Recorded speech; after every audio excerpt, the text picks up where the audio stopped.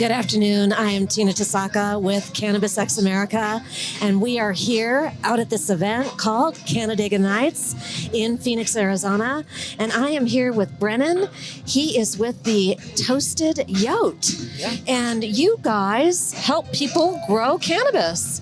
Yeah. So our whole mission statement is to be able to grow at home affordably and effectively. So you grow medical quality, pharmaceutical grade cannabis at your own house. So yeah, it helps drive the quality of the general dispensary market up and the price down if you can grow better than what they've got in the dispensary. And what's your motivation to go? Well, there's a place for both, really. Yeah, I mean, there really is a place for both because not everybody has a green thumb. No, yeah, for sure. definitely. Not a lot of people, if you're living in an apartment or you're living in a condo, you might not want to take on the environment of having a grow, or some people they're lazy. They just don't even want to deal with it. For sure, yeah. And then once the plant grows, they're like, oh no, now what do I do with it? Yeah. How do I harvest it? How do I, what do I do with the plant, right? So there's definitely a place, but God, I love what you guys are doing because the fact that you do allow for giving people the ingredients to let people grow their own marijuana, and the fact that somebody can grow really clean marijuana in their own environment because a medical patient wants their own. Yeah. So I want to ask you, so you must know a lot about the rules then. So if I can fire off to you, in the state of Arizona, how many plants can you can have 12 plants, I think? Yeah, so every adult over the age of 21 or 18 with a medical card can have 6 plants, capping it at 12 per household. Okay, it's capped at 12 per household. Okay. Yeah, so 3 adults. Doesn't so if matter. there's 12 people living in a house, you can still can't only have have over 100 12. plants. You can only have 12 plants. Okay. Yeah. Although there's ways around that. The caregiver route is one you can go, and that gives you the ability to grow quite a few more plants. There's a few more hoops you have to jump through. It's not just a basic medical card, but that is an option as well. But yeah, kind of going back to what you said earlier with there's a place for both. We actually do agree with that. We believe in this thing called the tomato. I think it's called the tomato theory. But essentially, tomatoes are the most commonly cultivated vegetable at home. But there's still a very large market for them in store. It kind of made it so that the places that grow tomatoes commercially have to give you what you pay for.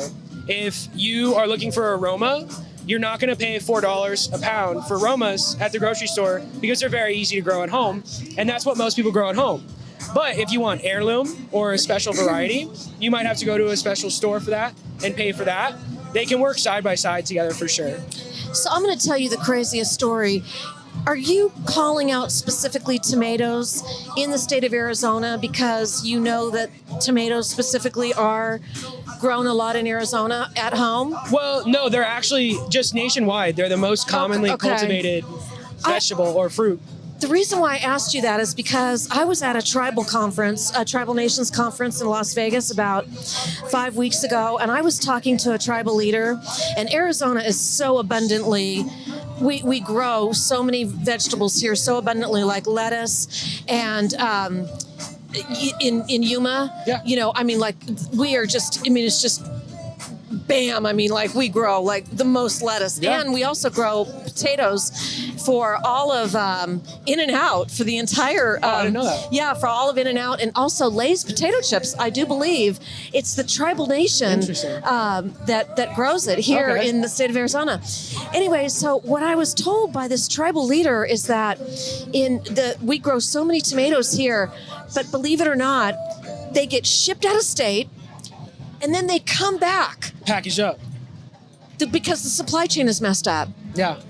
Okay, anyway, so I kind of got off subject here. So anyway, I just thought it was fascinating that you said tomatoes specifically. Yeah, they're just the most commonly grown thing in the home garden. Everybody starts with a tomato plant. And conveniently enough, everybody starts with a tomato plant. If you can successfully grow a tomato plant, you can grow cannabis to completion here. They actually eat pretty much the same thing.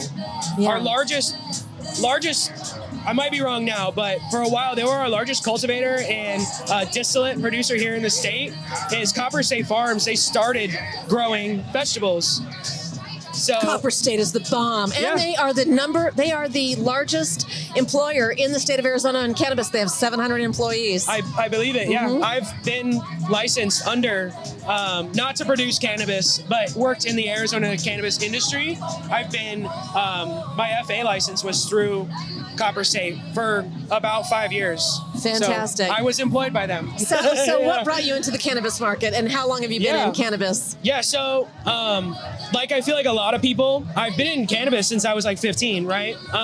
Everybody smokes weed when they're a teenager, and 15. it kind of starts as like a recreational thing where you have fun with your friends. But my dad is in public safety. He's been a firefighter in the state here for going on 25 years is ultimately, I think, when he's going to finish his career. And he's at about 22 right now.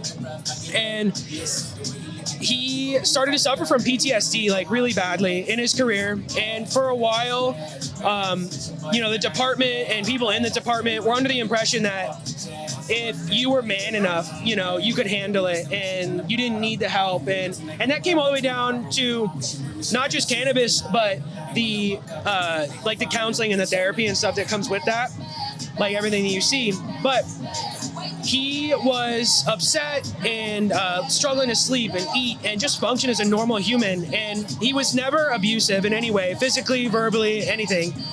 But he was kind of a jerk when I'd get home, If there was a dish in the sink that he told me to do the night before and it wasn't done, say goodbye to my car keys, say goodbye to my phone, friends, whatever it was. When he smoked weed, it was a light switch. It was the next day, came out. It really calmed him down. Yeah, it was because he was able to sleep. Agitation. Yeah, it's a dream suppressant. Yes. So when you have PTSD, your dreams, you're attacked all night by your own dreams.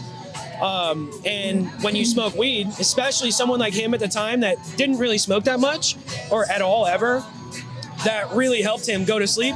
And after just 8 hours or 10 hours of sleep, whatever it was, he was a completely different person. Once I saw that, it switched from this is something fun to do with friends to this can like really help people.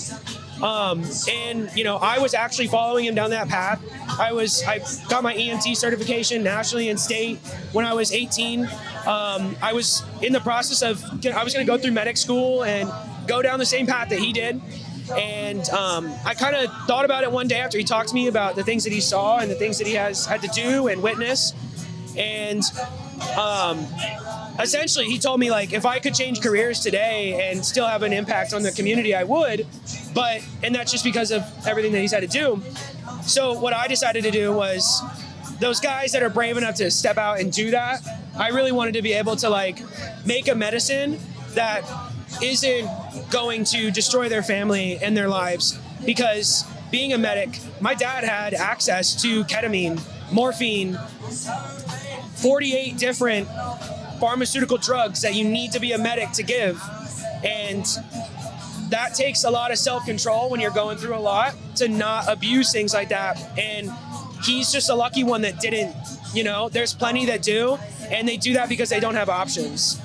So going from that to I have friends and family in the military, and we've dealt with suicide in whether it's family or a friend, and you don't think a lot about it, but these troops coming home from combat, they have the highest suicide rate of like any group in our country, and cannabis is one of those things that they haven't been allowed to use for a really long time. That's right. And it shows that it helps with depression, anxiety, and all of these negative things. So that's our main thing, is we want people like that to be able to go to the dispensary and get their hash hole infused pre-rolls, the heirloom tomatoes of the cannabis world, but also be able to grow their chonky nugs at home and have their own weed.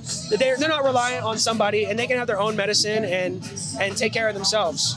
I'm so glad that you just now brought that all the way back to the grow, and the fact that you guys furnish the materials and the soil and everything for the grow, that you just now did what you just now did, because we just now brought it all full circle back to the fact that you guys have the ingredients to allow people to grow. That was fantastic. Yeah, and so it does go into the soil too. It goes into what you put into it. You know, we don't. That's another thing that it's a lot of chemicals going to food and weed and everything today. And our Arizona market doesn't allow for pesticides and stuff like that, which is great.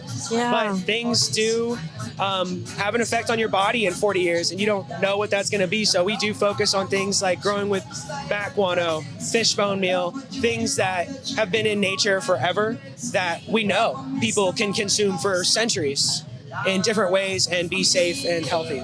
yeah. So for everybody that's going to view this video, how can the viewers find you guys on Instagram and also your website? Yeah, so we're on Instagram at Toasted Yote AZ, and we our Twitter is going to be the same handle, Toasted Yote AZ. Really, if Instagram is going to be the best way to get a hold of us, we're a small family-owned company. My wife, actually, Kiara, she's managing the booth right now while I'm here. She runs our social media.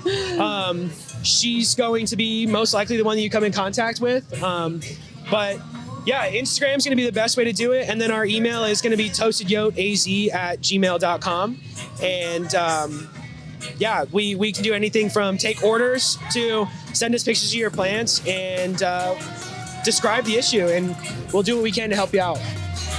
Brennan, so fantastic. Thanks for coming and talking to us and jumping on the show with us. And certainly we will put this out and share it with the viewers. And you know, we just love that you jumped on with us today. Thank you. So yeah, I appreciate you just having me. we'll keep the party rolling tonight here at Canandaigua Nights. And Tina Tasaka, Cannabis X America. Thank you.